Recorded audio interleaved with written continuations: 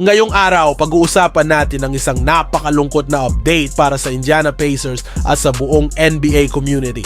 Dahil si Tyrese Haliburton, isa sa mga pinaka-explosive na young guards ng liga, ay mawawala ng halos 15 months dahil sa matinding Achilles injury. Grabe mga idol.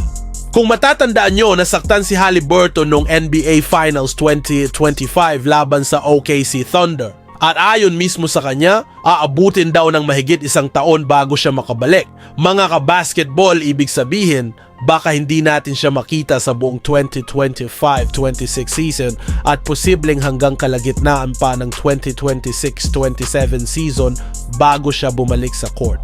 Malaking dagok ito para sa Indiana Pacers. Siya ang franchise player at leader ng team. Siya ang nagdala sa kanila hanggang finals at kung wala siya, malaking tanong kung paano sila makakabangon. Sino kaya ang stepping up? Si Benedict Mathurin ba? O baka kailangan nilang mag-trade para makahanap ng panibagong superstar na mga katulong?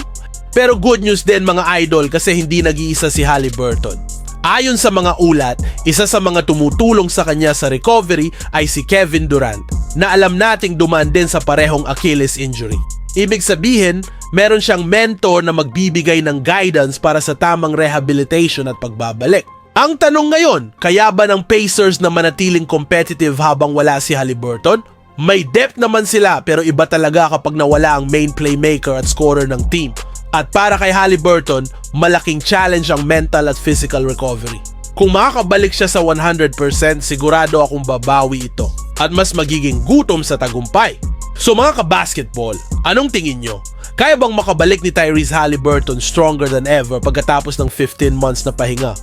Sa tingin nyo ba makakahanap ng paraan ng Indiana Pacers para manatiling contender kahit wala ang kanilang star guard? Comment down below. At huwag kalimutan mag-like, share at subscribe para lagi kang updated sa NBA news at analysis. Peace out!